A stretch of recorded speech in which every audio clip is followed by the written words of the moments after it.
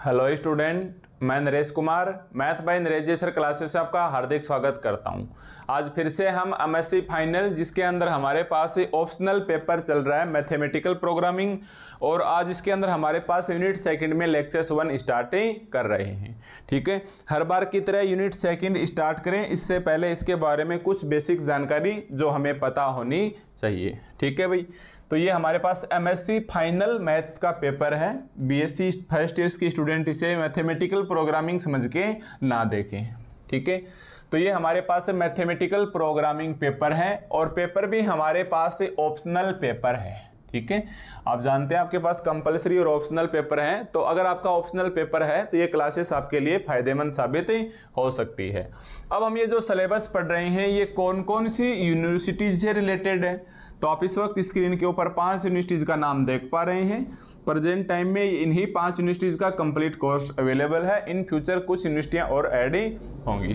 ठीक है, अब ये जो सिलेबस है ये हमारे पास चाहे वो रेगुलर स्टूडेंट हो, चाहे वो प्राइवेट स्टूडेंट हो, या वो अपने आप को नॉन कॉलेजिएट कैंडिडेट बोलता हो, दोनों ही स्टूडेंटों के लिए सेम डे एग्जाम होगी, सेम पेपर पैटर्न होगा, सेम मार्किंग सिस्टम। यानी रेगुलर और प्राइवेट में केवल डिग्री में रेगुलर और प्राइवेट लिख के आएगा, बाकी कोई फर्क यहाँ नहीं है। ठीक है, आज हम जो यूनिट सेकंड स्टार्ट कर रहे हैं उसका हमारे पास ऑफिशियली सिलेबस क्या है आप ये एक बार स्क्रीन के ऊपर देख सकते हैं। अगर मैं इसको पढ़ के बताऊं तो ये है हमारे पास integer programming, Gomory's algorithm for the all integer programming problem, branch and bounded technique, quadratic form, Lagrange functions and multiplier. ठीक है, तो आपने अभी जो स्क्रीन के ऊपर देखा ये हमारे पास ऑफिशियली सिलेबस था। इस यूनिट को भी हम काफ़ी इजी बनाने का प्रयास करेंगे और है भी ये बहुत ही इजी। ठीक है, तो अब सबसे पहले आप हेडिंग डालेंगे, हालांकि आप हेडिंग ऑलरेडी डाल चुके हैं कि एमएससी फाइनल है, हमारे पास ऑप्शनल पेपर चल रहा है। एमएससी फाइनल है, हमारे पास ऑप्शनल पेपर चल रहा है। अब ये हमारे पास बुक कौन सी रहने वाली है, तो आपको पता है हमारे पास जेपीएस राइटर की तो बुक है नहीं, इसके अंदर हमारे पास गोखरू या नवकार पब्लिकेशंस की बुक है। ठीक है भाई, तो बुक है, आप ये इस वक्त स्क्रीन के ऊपर देख सकते हैं। ठीक है, ये हमारे पास बुक रहने वाली है। यूनिट सेकंड का सिलेबस हमारे पास बुक में कहाँ है? यस, यूनिट सेकंड का सिलेबस हमारे पास बुक में कहाँ है, तो ये हमारे पास बुक के पार्ट फर्स्ट से, आपको पता है इस बुक में 3 पार्ट हैं।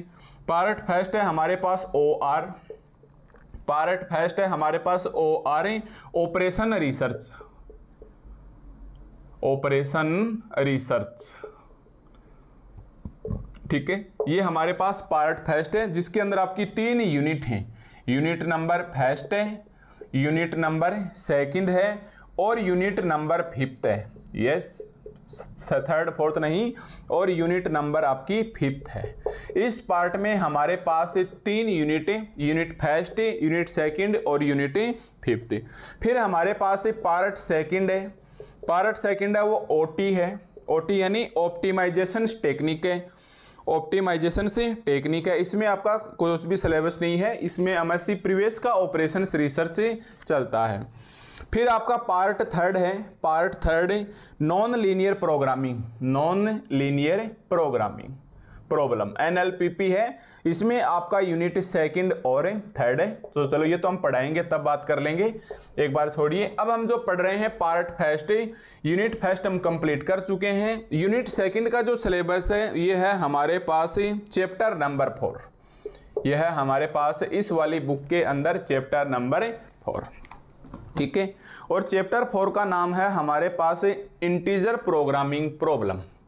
ठीक है भाई, इसके अंदर जो हमारे पास यूनिट सेकंड का जो सिलेबस है, हमारे पास जो यूनिट सेकंड का सिलेबस है वो इस वाले पार्ट के अंदर चैप्टर नंबर 4 है, और चैप्टर 4 का नाम है इंटीजर प्रोग्रामिंग प्रॉब्लम।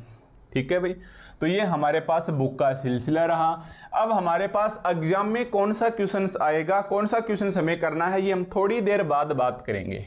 यस, ये हम थोड़ी सी देर बाद ही इसकी हम बातें कर लेंगे ताकि आपको सही अच्छे से समझा के इसे एक्सप्लेन किया जा सके। तो अब ये हमारे पास चैप्टर 4 है, यही हमारे पास सिलेबस है। तो आप हेडिंग डाल सकते हैं चैप्टर नंबर 4, बुक है तो ठीक है, बुक नहीं है तो कोई बात नहीं। चैप्टर नंबर 4 और इसका नाम लिखिए आप इंटीजर। देखिए नाम से ही स्पष्ट हो जाएगा, ये है हमारे पास है integer programming problem. Integer programming problem, ठीक है भाई। ये हमारे पास है, नाम से ही स्पष्ट है। इसे हम काफ़ी लेंथी बनाएंगे और 100% बनाएंगे। आप केवल धैर्य रखिए, पेशेंस रखिए, आराम से समझिए। जल्दीबाजी जितनी करोगे उतना ज़्यादा नुकसान होगा, तो आप स्पीड में मत बढ़ाइए। वीडियो को बिल्कुल नॉर्मल पोजीशंस में चलने दीजिए। एक बार जितना भी वक्त लगता है, 60 मिनट का, 50 मिनट का, जो भी वक्त लगता है उसे आप दीजिए, ठीक है, ताकि आपका कंटेंट बेहतरीन तरीके से आप समझ सको। तो आप हमारे पास हेडिंग डालेंगे, चैप्टर नंबर 4 है इंटीजर प्रोग्रामिंग प्रॉब्लम। इसे हम शॉर्ट में IPP बोलेंगे, ठीक है भाई। इसे हम शॉर्ट में IPP बोलेंगे। नाम से स्पष्ट है। पहले हमारे पास LPP था। LPP क्या होता है भाई, आप जानते हैं, इसकी फुल फॉर्म लिखने की जरूरत नहीं है। लीनियर प्रोग्रामिंग प्रॉब्लम, है ना भाई, linear programming problem, linear programming problem. आज हमारे पास से L की बजाय क्या आ गया, इंटीजर, यानी इंटीजर प्रोग्रामिंग प्रॉब्लम। और इंटीजर का मतलब क्या होता है भाई, या तो Z होता है या I होता है। इसका मतलब -3, -2, -1, 0, 1, 2, 3 एटसेट्रा वैल्यू हो सकती है, ठीक है। बस इसके अंदर हमारा आंसर्स आना चाहिए और कोई इसमें दिक्कतें नहीं है। तो टॉपिक का नाम LPP से बदल के हमारे पास IPP हो गया है। ये हमारे पास ही शुरुआती लेक्चर्स नंबर 1 रहने वाला है, ठीक है भाई। ये हमारे पास शुरुआती लेक्चर्स नंबर 1 है, ये रहने वाला है। तो आप बिल्कुल बाकायदा हेडिंग डालिए कि हमारे पास जो स्टार्ट होती है यूनिट सेकंड, ये यहाँ से स्टार्ट होती है। हालांकि बताएंगे एग्जाम में कौन सा क्वेश्चन आपको करना है और कौन सा क्वेश्चन से नहीं करना है। तो बिल्कुल रिलैक्स रहिए, आराम से समझिए, समझ में आ जाएगा, ऐसा कोई इश्यू नहीं है, ठीक है। तो टॉपिक है हमारे पास इंटीजर प्रोग्रामिंग प्रॉब्लम। टॉपिक है हमारे पास इंटीजर प्रोग्रामिंग प्रॉब्लम। और क्वेश्चंस कैसे आएगा एग्जाम के अंदर, क्वेश्चंस कैसे आएगा, तो मैं एक बार पिछली वाली यूनिट का ही क्वेश्चंस लिखता हूं, ठीक है। जैसे मान लो ऐसे आ गया, मैक्सिमम Z = x1 + 2x2। फिर ये आ गया सब ST लिख के आ गया, जिसका मतलब होता है सब्जेक्ट टू 3x1 से + x2 < 6। फिर x1 + 2x2 > 7 and x1 x2 > 0 and x1 x2 > 0। मान लो ये हमारे पास एक नॉर्मल सा क्वेश्चन होता है जो आपको 5 यूनिट के अंदर देखने को मिलेगा। हालांकि सेकंड थर्ड नॉन लीनियर होगी, उसमें थोड़ा सा अलग देखने को मिलेगा, पर कम से कम 3 यूनिट के अंदर, unit first, second and 5th में, जो आगे हम पहले 5th पढ़ेंगे ताकि ये वाला पार्ट कंप्लीट हो, ये हमारे पास क्वेश्चंस होते हैं। अब मैं याद दिलाना चाहूँगा यूनिट फर्स्ट। यूनिट फर्स्ट में इसे हमने क्या बोला था भाई, ये हमारे पास ऑब्जेक्टिव फंक्शन है ना भाई, खूब अच्छे से बताया था। वो पूरा लेक्चर बेसिक ही लेक्चर था, जो इसको क्या करता है, ऑप्टिमाइज करता है। ऑप्टिमाइजिंग बोल दो या ऑप्टिमाइज करता है। ये हमारे पास क्या होते थे भाई, प्रतिबंध, जिसको हमने कंसंट्रेन नाम दिया था, है ना।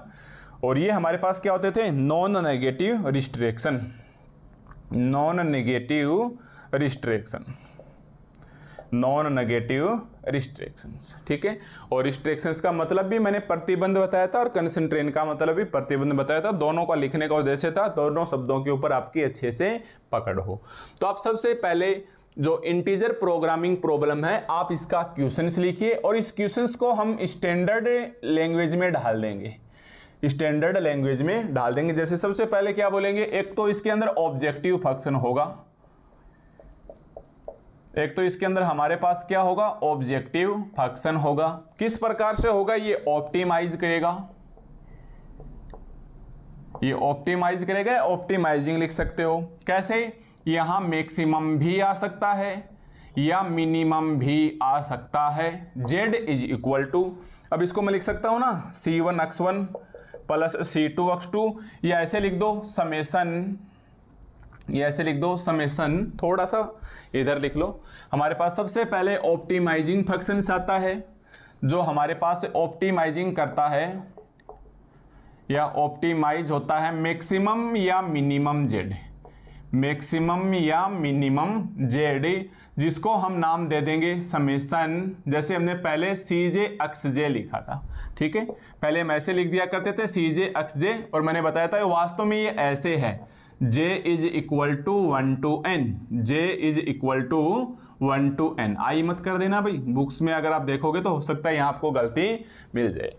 वास्तव में था तो ये z is equal to summation j is equal to 1 to n C J X J, but हमने पहली वाली यूनिट में हम ऐसे लिख रहे थे लगातार कि इसको आप एक बार स्किप कर दो, देखो डिलीट नहीं किया था, केवल लिखते वक्त इसको हटा दिया था, मतलब हमारे पास यही था। तो चलो मैक्सिमम जेड तो हो गया, तो ये हमारे पास क्या हो गया ऑब्जेक्टिव फंक्शंस और ऑप्टिमाइजिंग, मतलब जो क्वेश्चन आएगा उसके अंदर हमारे पास एक तो ऑब्जेक्टिव फंक्शन से जिसको हिंदी में उद्देश्य फलन बोलते थे, और इसको इष्टतमीकरण, ठीक है, बट आप हिंदी छोड़ो। सेकंड है हमारे पास कंसंट्रेंट, सेकंड है हमारे पास कंसंट्रेंट जिसमें सब्जेक्ट टू होता है, जिसमें हमारे पास क्या होता है भाई सब्जेक्ट टू होता है। यहाँ हमारे पास टेबल बनती थी, यहाँ हमारे पास जैसे इसको ऐसे लिख लिया 3 1 1 2, और ये आ गया हमारे पास x1 x2, और ये आ गया लेस के साइन 6 और 7, है ना। तो यहाँ हम क्या लिखेंगे summation j is equal to 1 to n, summation j is equal to 1 to n, matrix आ जाएगी a i j x j, बराबर में क्या आ जाएगा b i, और देखो ध्यान दो बराबर हो ऐसा जरूरी नहीं है, ये हमारे पास क्या हो सकता है ग्रेटर भी हो सकता है, इक्वल भी हो सकता है, और लेस भी हो सकता है b i के।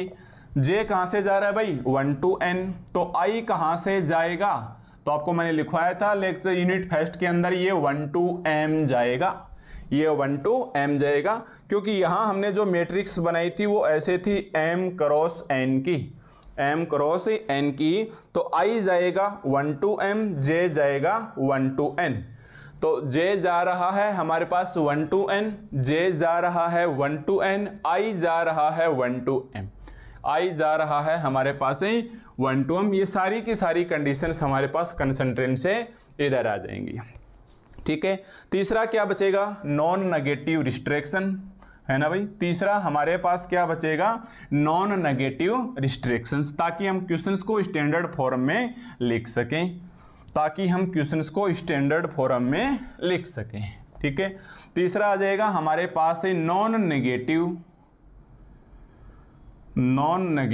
रिस्ट्रिक्शन, ठीक है। यहां क्या लिख के आएगा क्वेश्चन में एंड x1 x2 से xn यानी xj ग्रेटर 0, जहां j is equal to 1 to n, ध्यान देना i है वो तो जाएगी 1 to m, एंड जो j है ये जाएगी हमारे पास 1 to n, जो j है वो हमारे पास जाएगी 1 to n, ठीक है। तो ये हमारे पास हर बार तीनों ही यूनिट के अंदर, ध्यान देना यूनिट फर्स्ट का भी हमारे पास यही क्वेश्चन है, हम इसी फॉर्म में लिखा था, बस वहाँ लिखते वक्त हम समेशन खा गए थे, स्किप कर दिया था और कोई दिक्कत नहीं थी, ठीक है। इस यूनिट सेकंड में भी यही चलेगा, और एक आगे डायनेमिकल प्रोग्रामिंग पढ़ेंगे, यूनिट फिफ्थ में भी क्वेश्चन हमारे पास ऐसे ही चलेगा। तो हमारे पास क्वेश्चन की प्रोसेस हमारे पास यही रहने वाली है। अब हमारे पास देखिए टॉपिक का आप एक बार नाम देख सकते हैं, ठीक है भाई, टॉपिक का आप एक बार नाम देख सकते हैं। टॉपिक कहता है हमारे पास से इंटीजर प्रोग्रामिंग प्रॉब्लम, समझिए इस बात को, इंटीजर प्रोग्रामिंग प्रॉब्लम। जैसे मान लो मैं एक बार एक रफली एग्जांपल लिखता हूं, ठीक है भाई, इसे आप सीरियसली मत लेना, केवल समझने की भावना से काम करना। जैसे क्वेश्चन आ गया हमारे पास maximum z is equal to x1 plus 2x2 plus 7x3, ठीक है। सब्जेक्ट 2 हमारे पास ऐसे आ जाएगा x1 minus 2x2 less 7, x1 plus 3x3 greater 6, 2x1 plus x2 minus x3 less equal to 5, and x1 x2 x3 greater 0, and x1 x2 x3 greater 0, ठीक है। Suppose करो हमारे पास ये क्वेश्चन आ गया। अब इस क्वेश्चन के ऊपर लैंग्वेज कैसे लिख के आएगी, वो हम अलग अलग यूनिट के हिसाब से आएगी। इस यूनिट में कैसे आएगी वो हम बिल्कुल थोड़ी देर बाद में बताएंगे। पहले कुछ ज़रूरी सूचना है वो बीच में छूट ना जाए। जैसे मैं अगर यूनिट फेस्ट की बात करूं तो यूनिट फेस्ट में हमारे पास क्या आता था, इसकी लैंग्वेज आती थी using bounded variable, using bounded variable technique, using bounded variable technique solve the following LPP, solve the following LPP, following LPP. ये हमारे पास पहला क्वेश्चन था जो आपने क्वेश्चन नंबर 2 किया था यूनिट सेकंड के हिस्से में, पूरे 20 नंबर का, लेक्चर्स 1 से लेके लेक्चर 6 तक। हालांकि इसमें जो दूसरा क्वेश्चन है वो थोड़े दिन बाद आपको देखने को मिल जाएगा, या आपको मिल भी गया होगा। वो है हमारे पास using revise simplex method, using revise simplex method solve the following LPP, solve the following LPP. Questions का फॉर्मेट हमारे पास यही था, क्वेश्चंस का फॉर्मेट हमारे पास यही था। ठीक है, अब हमारे पास टॉपिक का नाम देखिए। आज हमारे पास लीनियर नहीं है, लीनियर प्रोग्रामिंग, लीनियर मतलब एक लाइन में, और आज इंटीजर वैल्यू आनी चाहिए। यस, आज हमारे पास इंटीजर वैल्यू आनी चाहिए। तो मैं मानते हुए चलूंगा, एक बार ये रफली आइडिया है, ये हमारे पास कोई क्वेश्चंस है। ठीक है, ये हमारे पास कोई क्वेश्चंस है, माना इसको हमने एक बार सोल्व किया, जो भी मेथड्स हैं हम एक बार मान के चलेंगे, हमने सोल्व किया और मान लो x1 का आंसर आ गया हमारे पास 7/3, x2 की वैल्यू आ गई 5/2, x3 की वैल्यू आ गई 5/3। ऐसे ही मान लो एक बार कि इसको हमने कोई भी मेथड से सोल्व किया, जैसे बाउंडेड टेक्निकल वेरिएबल ही मान लो एक बार, जिस भी मेथड से सोल्व किया हमारे पास ये आंसर आ गया, हमारे पास ये आंसर आ गया। अब ये क्या ये इंटीजर है? नहीं जी, ये तो इंटीजर नहीं है, ये जेड में नहीं जाता है, ना ही 5/2 इंटीजर में जाता है और ना ही 5/3 इंटीजर में जाता है। जबकि आंसर हमें किस में लेके आना है भाई? टॉपिक और चैप्टर का नाम या पूरी यूनिट सेकंड का ही नाम क्या हो गया है? Integer programming problem. ध्यान से समझिए, टॉपिक या चैप्टर का नाम ही हो गया है इंटीजर प्रोग्रामिंग प्रॉब्लम। तो हो सकता है हमारे पास आंसर्स ऐसे आ जाए, बिल्कुल हम सिंपल मेथड से करेंगे। और सिंपल मेथड बीएससी के 2 मेथड हुआ करते थे। ठीक है भाई, मैं एक बार याद दिला देता हूं, हालांकि आपका पढ़ा हुआ है या याद है नहीं है इस बात का कोई फर्क नहीं पड़ेगा, मैं याद दिला दूंगा। 2 मेथड हुआ करते थे, एक तो हम इसको ग्राफ मेथड से सोल्व करते थे और दूसरा हमारे पास सिंपलेक्स मेथड से सोल्व करते थे, दूसरा हमारे पास सिंपलेक्स मेथड से सोल्व करते थे।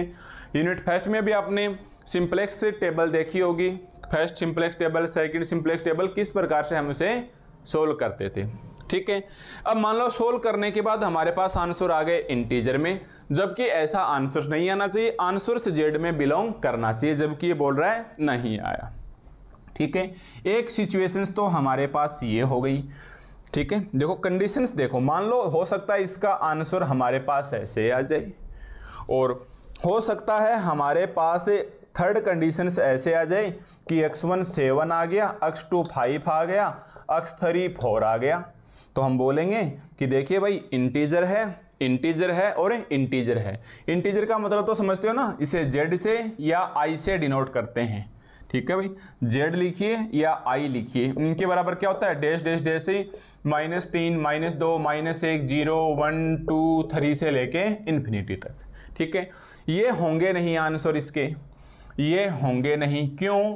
क्योंकि पहले ही लिख रखा है नॉन नेगेटिव रिस्ट्रिक्शंस। ध्यान से देखिए भाई, पहले ही लिख रखा है नॉन नेगेटिव रिस्ट्रिक्शंस, यानी इसके आंसर्स होंगे वो 0 या 0 से बड़े होंगे। तो हमारे पास इसका आंसर्स आना चाहिए 0 1 2 3 से कितने भी आ जाए, ये सब जेड के अंदर बिलोंग करेंगे। एक प्रकार से ये वोल नंबर ही आ गया है भाई, एक प्रकार से ये वोल नंबर डब्ल्यू ही आ गया है। ठीक है, ये हमारे पास नंबर आ गया। तो अगर ऐसे आ जाए 7 5 4, तब हमारे पास हमारा काम बन गया और हम बोल सकते हैं ये जो सॉल्यूशंस हैं, और सॉल्यूशन भी किस प्रकार के होंगे? ऑप्टिमल सॉल्यूशंस लिखवाएंगे, OS नाम दिखेगा आपको, ऑप्टिमल सॉल्यूशन से शॉर्टकट में बोलेंगे तो इसको बताएंगे। तब हमारे पास हमारा इंटीजर प्रोग्रामिंग प्रॉब्लम का आंसर आ जाएगा। ठीक है भाई, तब हमारे पास इंटीजर प्रोग्रामिंग प्रॉब्लम का आंसर आ जाएगा। सेकंड कंडीशंस क्या हो सकती है, हो सकता है ऐसे आ जाए, x1 आ जाए 7/3, x2 आ जाए 4, x3 आ जाए 2। तो आपने देखा ये इंटीजर में बिलोंग करता है, सही है, कोई दिक्कत नहीं। ये बिलोंग करता है, सही है, कोई दिक्कत नहीं। अब ये बिलोंग नहीं कर रहा, अब ये बिलोंग नहीं कर रहा, इसका मतलब ये तो इंटीजर है, सॉरी इसको तो इंटीजर बनाना पड़ेगा, ये ऑलरेडी इंटीजर है, ये हमारे पास ऑलरेडी आंसर, कुछ नहीं करना पड़ेगा, इसमें इंटीजर बनाना पड़ेगा। 7/3 को कैसे भी हटाओ, इस फॉर्म में आंसर चाहिए। तो पहले ध्यान में जो बात रखने वाली है, इस सेकंड यूनिट के अंदर इंटीजर प्रोग्रामिंग प्रॉब्लम के अंदर जो आंसर आएंगे वो जेड के अंदर बिलोंग करने चाहिए, बिलोंग करने चाहिए जेड के अंदर, बिलोंग करने चाहिए इंटीजर के अंदर। ऐसे आएंगे तो उनको ऐसा मेथड लगाएंगे और उसी मेथड का हम डिस्कस करेंगे।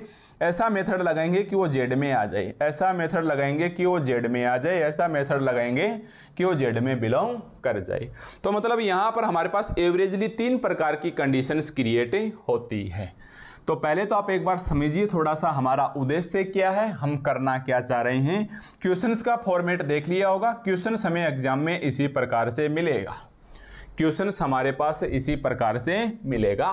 अब आप इसके नीचे एक हेडिंग डालोगे टाइप्स ऑफ, अब आप इसके नीचे हेडिंग डालोगे टाइप्स ऑफ आईपीपी, ठीक है भाई, शॉर्टकट शब्द लिखना सीखो, टाइप्स ऑफ आईपीपी। फिर इसके लिए लिख लो इंटीजर, फिर इसके लिए हम लिख लेंगे भाई इंटीजर प्रोग्रामिंग प्रॉब्लम, ठीक है। फिर इसके लिए हम लिख लेंगे इंटीजर, फिर इसके लिए लिख लेंगे इंटीजर प्रोग्रामिंग प्रॉब्लम, ठीक है। फिर हम इसके लिए लिख लेंगे इंटीजर प्रोग्रामिंग प्रॉब्लम। हमारे पास कितने टाइप्स की आईपीपी होगी, हमारे पास कितने टाइप्स की आईपीपी होगी, तो मैं मानते हुए चलूंगा हमारे पास 2 प्रकार की आईपीपी होगी। यस, हम मानते हुए चलेंगे हमारे पास 2 प्रकार की आईपीपी होगी।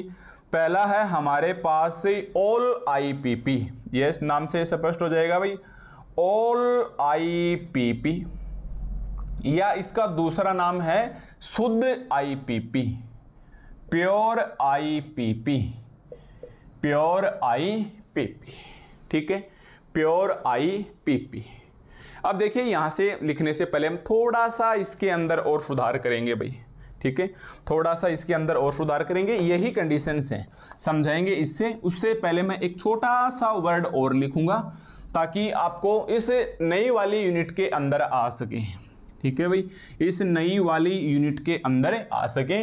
यहां तक जो क्वेश्चन है ये सामान्य एलपीपी का क्वेश्चन है भाई, ठीक है, आप ध्यान दीजिए, यहां तक जो क्वेश्चन है वो हमारे पास है सामान्य एलपीपी का क्वेश्चन है। यस, ये क्वेश्चंस हमारे पास है नॉर्मली एलपीपी का क्वेश्चंस कहलाता है, जबकि हमें क्वेश्चंस में क्या बनाना है, आईपीपी, हमें क्वेश्चंस में क्या बनाना है, आईपीपी। तो आप क्या करोगे, ये जो चौथी कंडीशन है ना, सॉरी तीसरी कंडीशन ऑप्टिमाइज वाली आ गई, मैक्सिमम या मिनिमम, सब्जेक्ट टू आ गया और एक्स जे आ गया। यहां लिखिए एंड एक्स जे इंटीजर है, एंड एक्स जे इंटीजर है। यस, एक्स जे हमारे पास से इंटीजर वैल्यू देगा, इंटीजर वैल्यू देगा, किसके लिए देगा भाई, for J is equal to 1 2 से लेके p तक। यस, छोटे वाला p जो या तो n के बराबर होगा या n से कम होगा। ये हमारे पास अक्स है, ये इंटीजर वैल्यूड देगा, वैल्यूड लिख लो ताकि वैल्यू आ जाए। j is equal to 1 2 p से देगा, या p होगा वो या तो n के बराबर होगा या n से छोटा ही होगा, या n से छोटा ही होगा। जैसे हमने अभी एग्जांपल लिखा था। अब देखिए पहले तो इसको समझिए एक बार। अब ये आईपीपी बन गया है क्योंकि इसकी कंडीशन के साथ हमें यहाँ इंटीजर वैल्यू नाम दे दिया और ये हमारे पास क्वेश्चन की पहचान हो गई। हालांकि क्वेश्चन पहचानने का मैं दूसरा तरीका बताऊंगा, बट नॉर्मली आप इतना सा देखो, मैक्सिमम या मिनिमम आ जाए, सब्जेक्ट टू आ जाए और एंड लिख के आ जाए। यहाँ तक तो हमारे पास बीएससी वाली एलपीपी है, लीनियर प्रोग्रामिंग प्रॉब्लम। जैसे इसके नीचे हमने लिख दिया एक्स जे इंटीजर वैल्यूड है, for J is equal to 1 2 से p, पी या तो एन के बराबर होगा या लेस होगा, तो ये हमारे पास IPP बन जाएगी। याद करो आप पहले वाली यूनिट के अंदर, यस आप ताज़ा ताज़ा पढ़ के आए हो।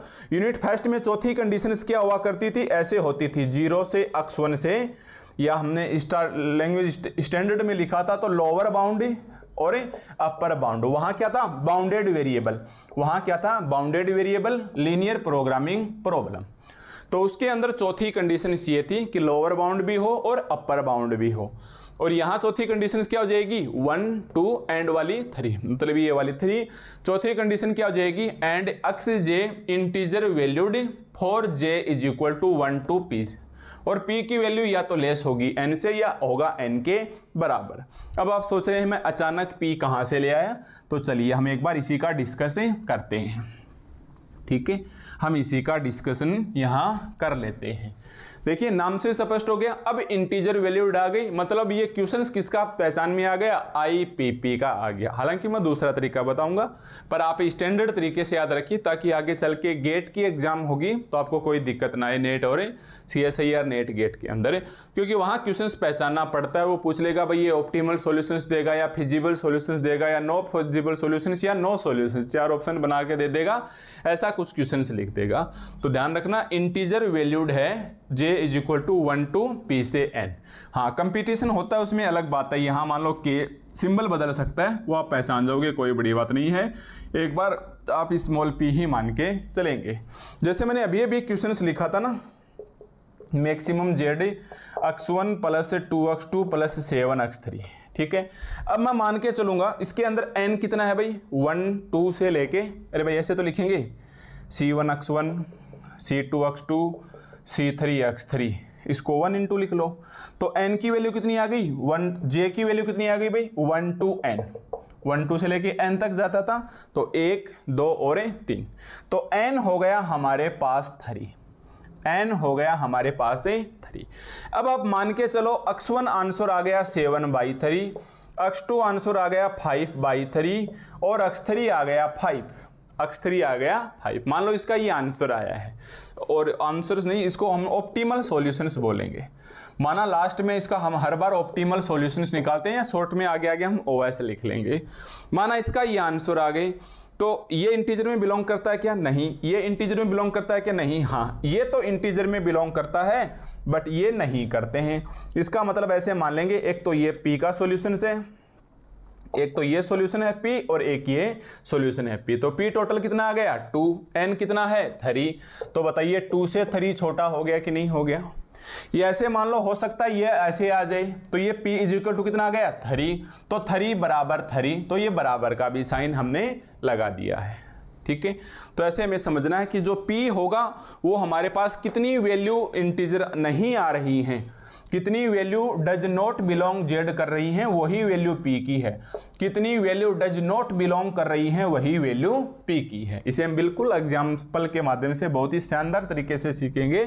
बट एक बार बस आप इतना सा याद रखो कि मैं क्वेश्चंस की कोई लैंग्वेज लिखे बगैर ही आप पहचान जाओ। हालांकि एग्जाम में लैंग्वेज देगा जो हम जस्ट 5-7 मिनट बाद बात करेंगे, पर आप पहचानिए कि हमारे पास क्वेश्चंस ऐसे ही आएगा कि मैक्सिमम जेड और ये सब्जेक्ट टू कंडीशन और एंड एक्स जे, यहाँ तक तो LPP है।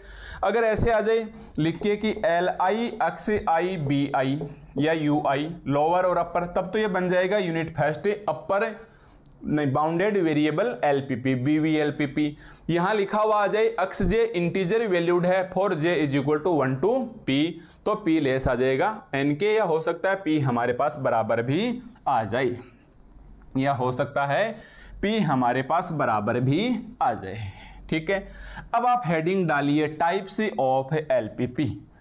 ठीक है भाई, अब आप हेडिंग डालिए हमारे पास types of LPP, sorry LPP नहीं IPP, टाइप्स ऑफ IPP। और IPP को आप एक बार और लिख दो ताकि आपका भी हैबिट में आ जाए और आपकी प्रैक्टिस भी हो जाए।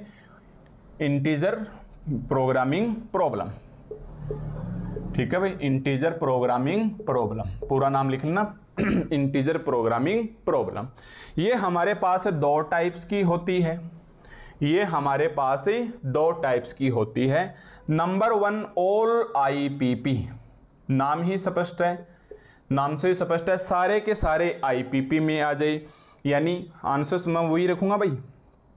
जैसे मान लो ऐसे, मान लो x1 आ गया 7/3, x2 आ गया 5/3, x3 आ गया 2/3, ऐसे मान लो एक बार, ठीक है। अगर मतलब पहले ऐसे मान लो डज नॉट बिलोंग जेड होने चाहिए, डज नॉट बिलोंग जेड होने चाहिए। IPP का मतलब ऐसा होता है कि डज नॉट बिलोंग होना चाहिए, फिर हम इसे जेड में ले जाएंगे, फिर हम इसे कुछ ऐसे करेंगे कि इसकी वैल्यू जेड के अंदर बिलोंग कर जाए, चाहे यहां बदल के कुछ भी आए, बस आंसर ऐसे आएगा, तब तो ये IPP है, अदरवाइज वो सिंपल क्वेश्चन माना जाएगा।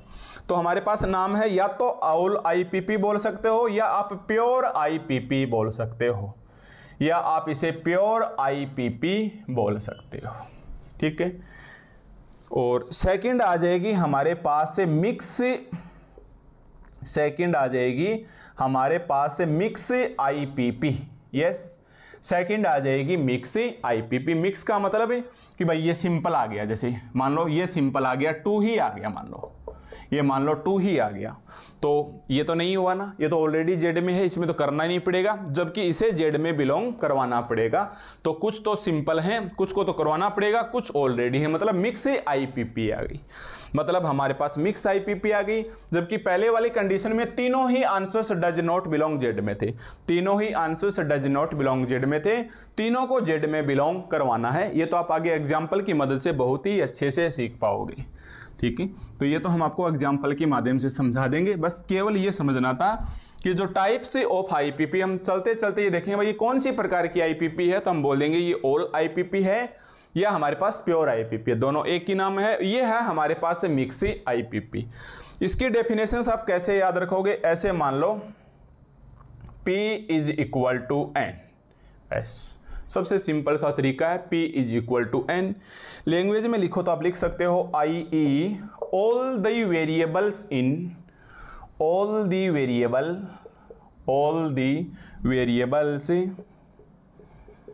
ठीक है। लैंग्वेज में लिखना चाहो तो लिख सकते हो all the variables in optimal solution,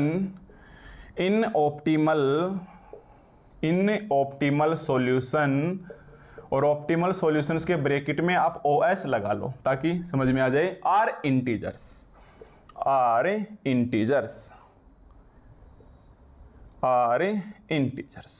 ठीक है। All the variables in optimal solutions are integers, okay. तो क्वेश्चन से यही रहेगा, माना 3 ही आंसर आए, ऐसे है। मान लो एक बार मैं उसी एग्जांपल को लिखूंगा ताकि आपको डिस्टर्ब ना लगे और देखने में आपको उल्टा लगे। जैसे माना मैक्सिमम जेड आ गया x1 + 2x2 + 7x3, माना हमारे पास आंसर आ गया 7/3, x2 आ गया 5/3, x3 आ गया हमारे पास 2/3, ओके। अब आप बोलोगे सर ये भी बिलोंग नहीं करता है, ये भी बिलोंग नहीं करता है, ये भी बिलोंग नहीं करता है, यहां दिख रहा उल्टा है, यहां ऐसे होना चाहिए कि सर इंटीजर आने चाहिए, ऐसे आएंगे, फिर हम इसे इंटीजर की प्रोसेस अप्लाई करके फिर ढालेंगे। वो कौन सा मेथड होगा उसके बारे में हम अभी बात करेंगे, और उस मेथड के साथ ही आपका यूनिट सेकंड का सेक्शंस क्वेश्चंस किस प्रकार पूछा जाएगा, आपको कौन सा करना है, कितना छोड़ना है, कितना करना है, बुक्स में कहाँ होंगे, सब बताया जाएगा। बस एक बार तो ऐसे समझ लो चैप्टर 4 का ही एक इस वर्ड को समझ रहे हैं कि इंटीजर प्रोग्रामिंग प्रॉब्लम क्या है, मतलब आंसर्स इंटीजर में नहीं आए तो ही हम इंटीजर प्रोग्रामिंग प्रॉब्लम अप्लाई करेंगे। जैसे इसका आंसर इंटीजर में नहीं आया तब हमारे पास ये मेथड लगाएंगे, इसका आंसर नहीं आया तो हम ये इंटीजर लगाएंगे, इसका आंसर इंटीजर में नहीं आया तो हम IPP मेथड अप्लाई करेंगे। अब हमारे पास देखिए तीनों ही नहीं आई, यहाँ कितने हैं 1 2 और 3, यहाँ मतलब n बराबर टोटल वेरिएबल कितने हैं 3, ये कितनी हो गई इंटीजर वाले, ये कितनी हो गई इंटीजर वैल्यू कितनी हो गई भाई 1 2 3, तो P भी कितनी आ गई 3।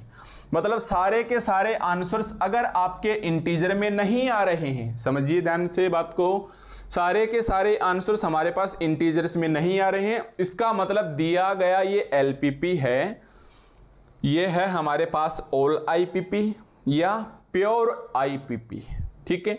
P = N। सेकेंड कंडीशन क्या, मिक्स IPP। मिक्स IPP का मतलब ऐसे समझ लो, जैसे ये लो, मान लो इसका आंसर 4 आ गया, अब ये तो ऑलरेडी जेड में है तो इसकी तो हम बात ही नहीं करेंगे, इसको जेड में कन्वर्ट करेंगे और इसको जेड में कन्वर्ट करेंगे। अब की बार कितने बचे 2, जबकि n तो वेरिएबल तो टोटल 1 2 एंड 3 ही हैं, वेरिएबल तो टोटल 1 2 एंड 3 ही हैं। तो हम क्या बोलेंगे, इसका मतलब हमारे पास क्या होगा, p है वो n से छोटा आ जाए, p है वो हमारे पास n से छोटा आ जाए। इसका मतलब ऑल दी वेरिएबल की बजाय i.e. ऑल दी वेरिएबल बजाय some of variable, only some variable, only some variable, only some variable, only some variable is optimal solutions, is optimal solution, is optimal solutions, bracket में capital OS लिखोगे, are integers, are integers.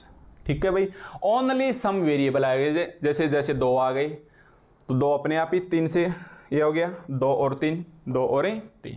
ठीक है, मान लो हो सकता है इसका answer भी 5 आ जाए, तो ये ऑलरेडी बिलोंग करे जेड के अंदर, तो यहां बात नहीं करेंगे, p इज इक्वल टू 1 आ जाए, p इज इक्वल टू हमारे पास 1 आ जाए। और दूसरा इस चीज का भी ध्यान रखना भाई, दूसरा बड़े वाले में से देखो, बड़ा कौन है यहाँ n है, या तो n बड़ा होगा या बराबर होगा, एंड n माइनस p हमारे पास नॉन नेगेटिव होने चाहिए, ये हमारे पास होने चाहिए नॉन नेगेटिव वेरिएबल, यस ये हमारे पास नॉन नेगेटिव वेरिएबल होने चाहिए। कैसे, जैसे मान लो ये आंसर आया ना 5 और 4, ये नेगेटिव नहीं आने चाहिए। जैसे मान लो x2 आ गया 5, x3 आ गया 4, ये नेगेटिव नहीं आने चाहिए। क्यों? क्योंकि नेगेटिव आ गए तो हमारे पास ये कंडीशन बिगड़ जाएगी नॉन नेगेटिव रिस्ट्रिक्शन वाली। तो उसके साथ साथ अपन ये भी ध्यान रखेंगे कि ये नॉन नेगेटिव आने चाहिए। तो p या तो छोटा होगा या इसके बराबर होगा। ठीक है, तो ऐसी LPP या सॉरी LPP नाम रहा, ऐसी IPP को हमें मिक्स IPP कहेंगे, ऐसी IPP को हम मिक्स IPP कहेंगे। तो उम्मीद है ठीक ठीक समझे होंगे, बाकी हम एग्जाम्पल से बहुत ही अच्छे से इसे एक्सप्लेन करेंगे और हाथों हाथ आपके याद हो जाएगी, इस बात की मैं आपको गारंटी देता हूँ। ठीक है, क्योंकि कोई चीज़ को अगर डेप्थ से समझाया जाएगा और धैर्य रख के समझोगे, अगर जल्दीबाजी में समझोगे कि एग्जाम एकदम पास में आ गई है, लो ये लो कर लो, तो नहीं होने वाला। इतने बुरी तरह से उलझोगे कि याद ही रखोगे कि किस सब्जेक्ट से पाला पड़ा था, मेरे को नहीं, सब्जेक्ट को याद रखोगे। ठीक है, तो मैं एक बार थोड़ा सा हल्के से मैं बताना चाहूँगा। ये तो हमारे पास क्वेश्चंस हो गया ना, तो लिखिए क्वेश्चंस हमारे पास ये हो गया। और किस प्रकार की IPP है, वो होगी ऑल IPP या प्योर IPP, शुद्ध IPP या मिक्स IPP, 2 ही प्रकार की होगी। जैसे मैं एक बार फिर से लिख देता हूँ कि मैक्सिमम जेड, आप सोच रहे होंगे मैं बार बार परेशान कर रहा हूँ आपको, ऐसा हमारा इरादा नहीं है, केवल समझाना ही उद्देश्य है। ठीक है, 7x3। ठीक है, मान लो इसका आंसर आया आपके पास 7/3, 5/3 और 4/3, मान लो एक बार 4/3। ठीक है, अब आपको पता है ये जेड में बिलोंग नहीं करे, जेड में बिलोंग नहीं करे, जेड में बिलोंग नहीं करे, तो ही हमारे पास integer programming problem IPP method activate होगा।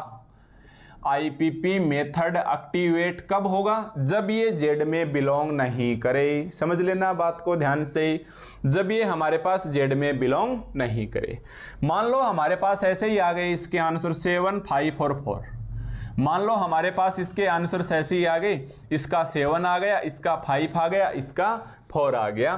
तो ये देखो जेड में बिलोंग कर रहा है, जेड में बिलोंग कर रहा है, जेड में बिलोंग कर रहा है। उस कंडीशन के अंदर समझिएगा बात, उस कंडीशन के अंदर हमारे पास इस स्टेप्स का कोई महत्व नहीं रहेगा और ये मेथड अप्लाई ही नहीं होगा, ये मोड एक्टिवेट नहीं होगा, IPP का अस्तित्व ही खत्म हो जाएगा। ठीक है, तो सारे के सारे जेड में बिलोंग नहीं करने चाहिए। हाँ, ऐसे हो सकता है जैसे ये आ गया 7/3, तो हम बोलेंगे ये जेड में बिलोंग नहीं कर रहा है। अब ये हमारे पास कौन सी हो गई, क्या इसके अंदर अब देखो ये तो जेड में जा रहा है, ठीक है, ऐसा कैसा रह जाएगा, ये जेड में जा रहा है, ठीक है, ऐसा का ऐसा रह जाएगा। ये जेड में नहीं जा रहा है, इसका मतलब IPP मोड एक्टिवेट होगा या IPP मेथड एक्टिवेट हो जाएगा। ऐसी सिचुएशंस हमारे पास मिक्स आईपीपी कहलाती है।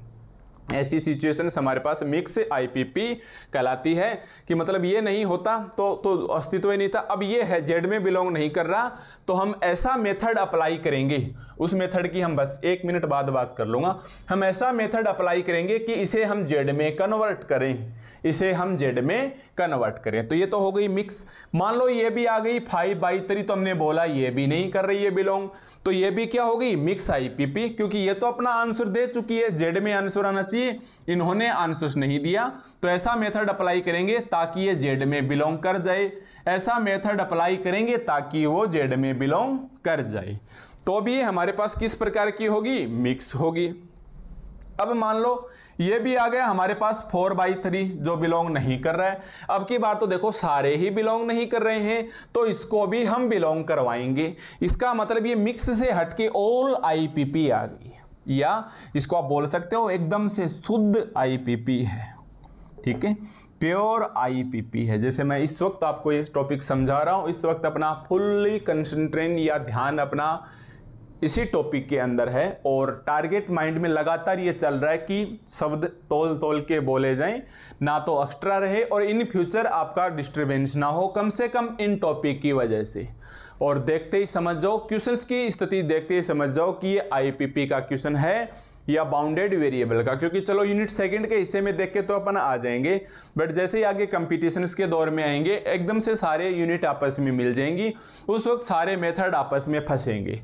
तो आपको देखते ही पता चल जाए कौन सा इंटीजर वाला लगेगा, आईपीपी होगा, कौन सा यूनिट सेकंड का बीवीएलपीपी होगा, और एक आगे हम यूनिट 5th पढ़ेंगे जो डायनेमिकल प्रोग्रामिंग होगी डीपी नाम से, वो कैसी होगी, तो वो तो हम पढ़ाएंगे तभी बात करेंगे। तो टारगेट ये है।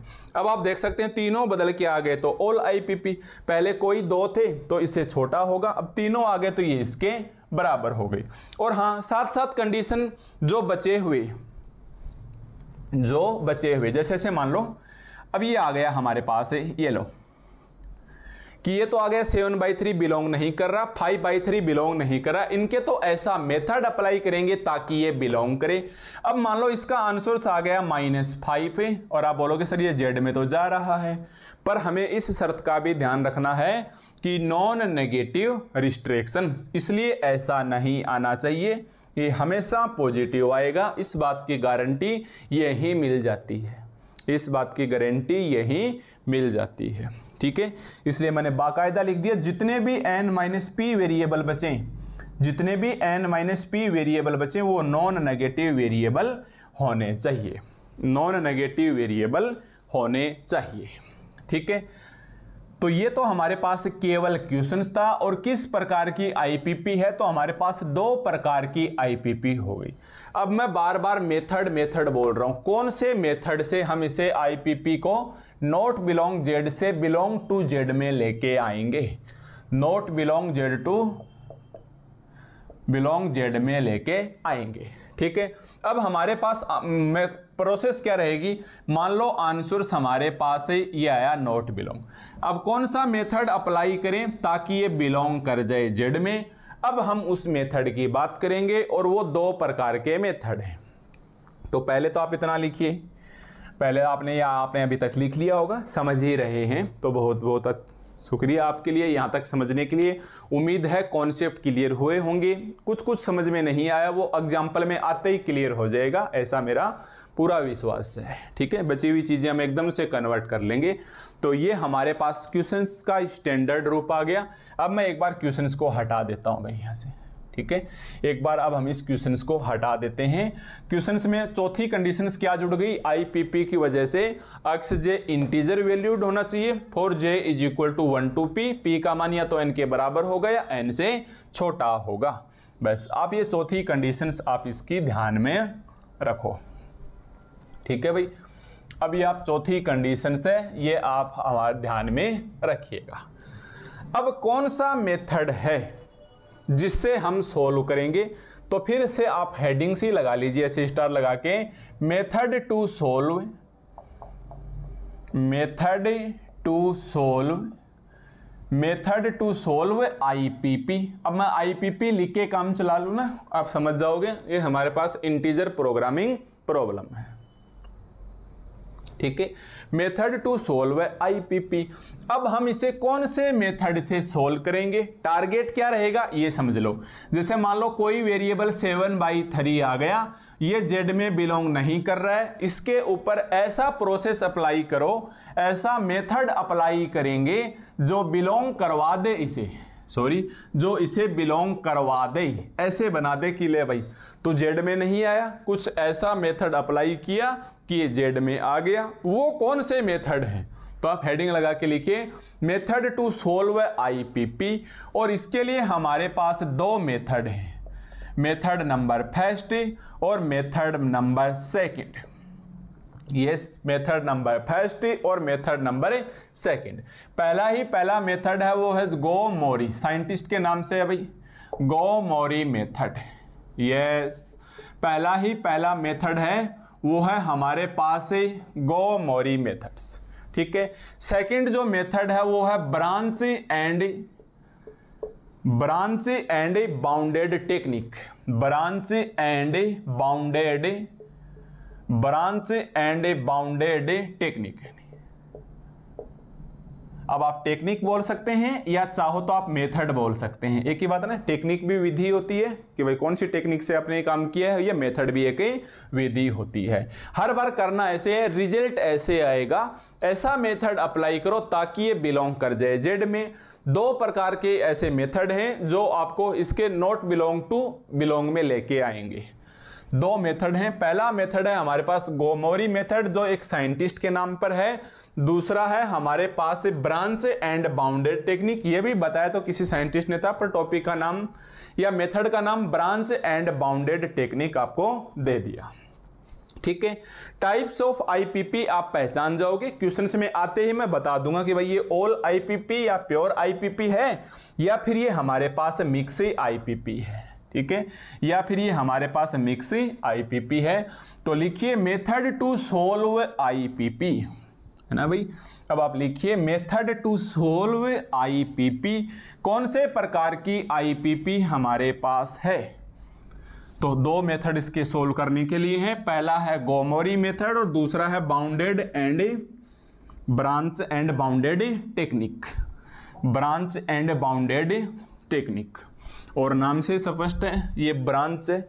ब्रांच का मतलब जैसे मान लो कोई एक सिस्टम हो गया, इसकी दो ब्रांच निकल के आ गई, इसकी दो ब्रांच निकल के आ गई, फिर मान लो इसकी और दो ब्रांच निकल के आ गई, या मान लो इसकी तीन ब्रांच निकल के आ गई, है ना, वही टेबल से। मान लो इसकी एक ब्रांच निकल के आ गई, इसकी फिर दो ब्रांच निकल गई, ऐसे मान लो। तो ये हमारे पास एक ब्रांच सिस्टम या टेबल टाइप्स का है। तो ब्रांच एंड बाउंडेड टेक्निक। और बाउंडेड यूनिट्स फर्स्ट में अपन देख चुके, हल्का फुल्का, ज़्यादा ध्यान में नहीं लेंगे, काम या ज़्यादा काम में नहीं लेंगे, बट बाउंडेड किस प्रकार से होता है वो आप समझ जाओगे। ठीक है भाई, तो ये हो गया हमारे पास, नाम से स्पष्ट है, ब्रांच एंड बाउंडेड टेक्निक। अब ये दोनों ही मेथड हमारे पास इंपॉर्टेंट हैं। अब दोनों में से कोई हमें एक पढ़ना है, तो आप लगाइए जो गोमोरी मेथड है उसका एग्जाम में आपको क्वेश्चंस नंबर 3 मिलेगा, पूरे 20 नंबर का।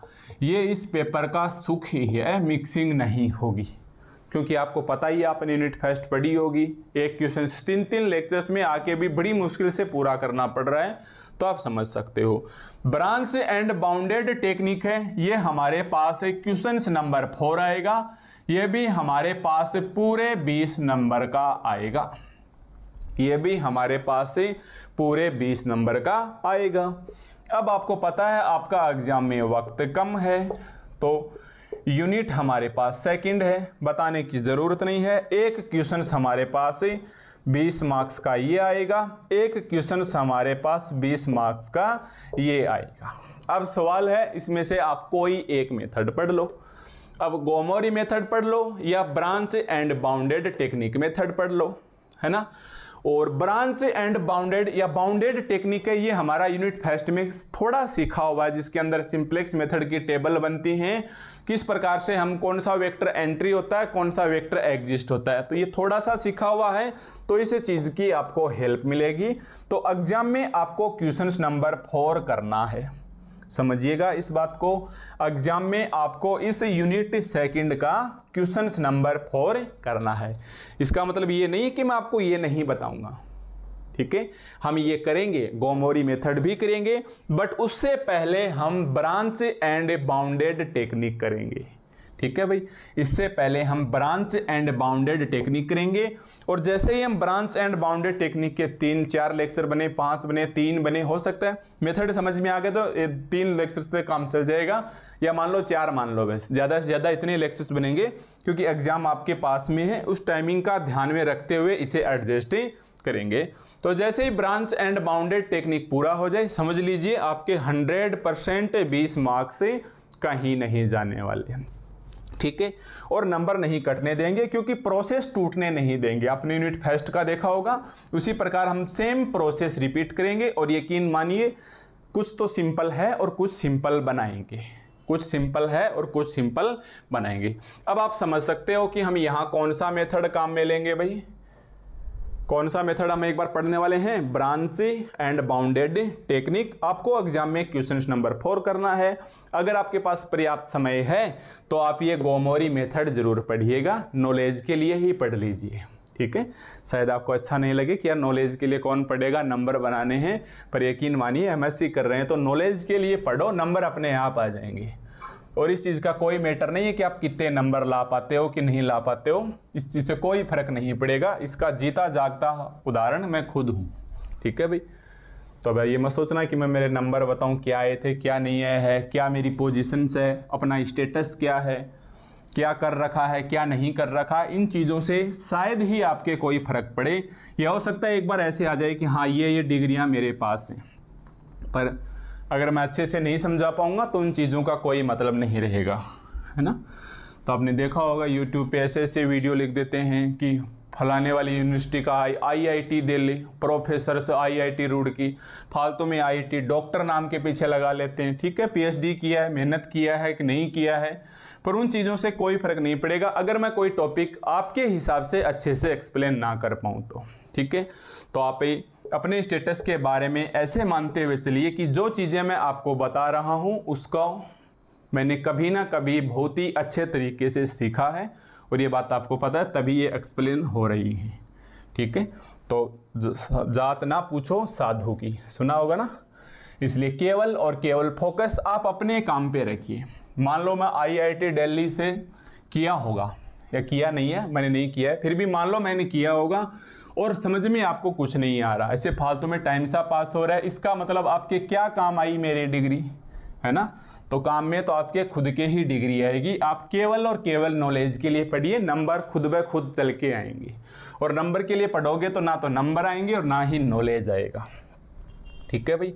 तो ये थोड़ी सी एक्स्ट्रा बातें, और इसका पीछे उद्देश्य आप पैसेंस बना के रखिए। एग्जाम पास में आ गई है कोई बात नहीं, हम बिल्कुल एक एक करके पढ़ेंगे, 3-3 4-4 दिन का गैप है एग्जाम में, ठीक है। टॉपिक है हमारे पास branch and bounded technique method. तो अब हम टॉपिक का नाम लिख के छोड़ लेते हैं, branch and bounded, branch and bounded technique,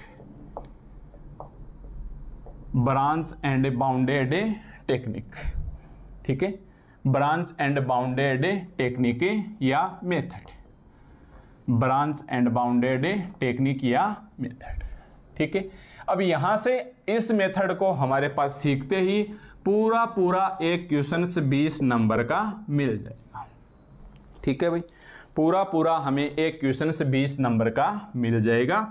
तो अब हम इससे आगे का पढ़ेंगे नेक्स्ट लेक्चर में,